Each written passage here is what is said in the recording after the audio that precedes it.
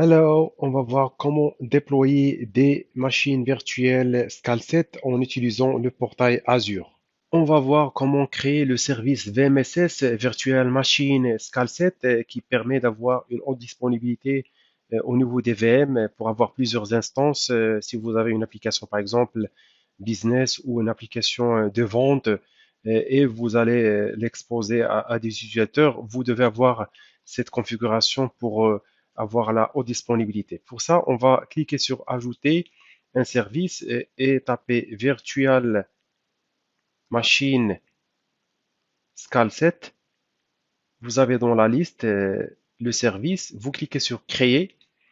Au niveau du ressource groupe, vous pouvez utiliser un ressource groupe existant ou créer un RG, par exemple VMSS 1.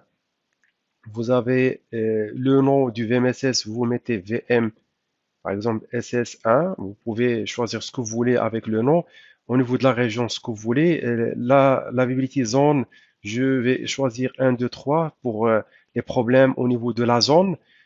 Au niveau système d'exploitation, je vais choisir un 2016.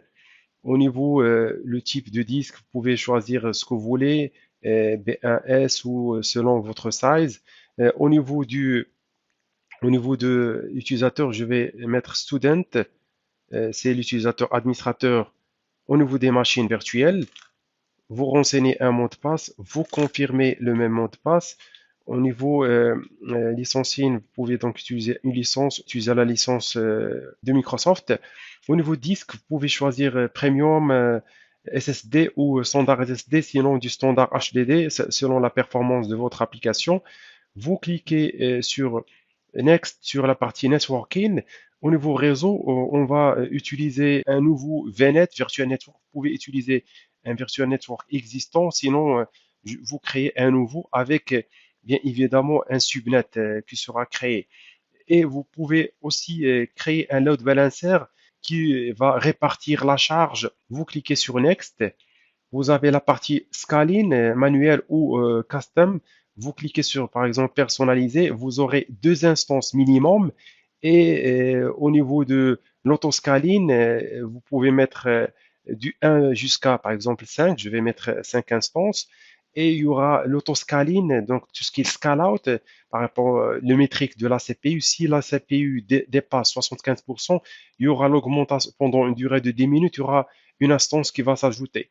Et scaling, c'est diminuer les instances. Si la CPU est inférieure à 25%, il y aura une diminution des instances. Voici donc, c'est automatique pour gérer les instances au niveau VMSS.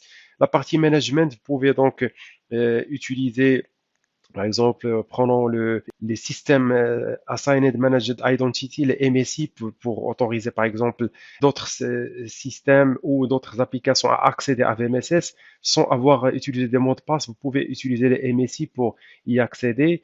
Et le boot diagnostic, vous pouvez le mettre sur un storage account pour stocker tout ce qui est diagnostic. Moi, je vais faire off et je mettrai next. Vous allez à la partie health qui est désactivée, vous pouvez l'activer. Au niveau advanced, vous avez aussi quelques paramètres, par exemple la partie policy et les extensions. Vous voulez installer une extension, par exemple un serveur web, vous avez besoin d'installer deux IS, vous pouvez appeler un script PowerShell qui va s'exécuter lors de l'installation de l'instance ou peut-être paramétrer le serveur web avec un script PowerShell. Voilà donc les informations et vous avez la partie tag. Vous cliquez sur créer et en quelques secondes, le VMSS sera créé. Donc on valide par créer et on verra les paramètres au niveau de VMSS.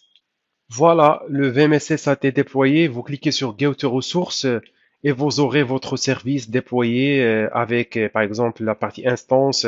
On va voir que on a déployé, mis deux instances. Et voilà les deux instances, une qui est déjà en exécution, l'autre en updating. Vous avez la partie scaling, on verra la partie CPU qu'on a mis 75 et 25 pour le scale out et scaling. Donc, tous les éléments qu'on a renseignés, réseau, et pouvez aussi au niveau réseau, puisque on aura une application éventuellement web, vous pouvez ajouter une règle et autoriser par exemple le port de votre application, imaginons le port 80, lorsque les utilisateurs veulent se connecter, il faut autoriser ce port au niveau du NSG inbound de votre application. Bien sûr, le Network Security Group est appliqué aux instances VMSS et vous aurez donc ce flux à ouvrir. Donc voici en quelques clics comment créer un VMSS et déployer votre load balancer derrière qui permet de répartir les charges pour gérer d'une manière très disponibilité de votre application utilisant VMSS et un load balancer.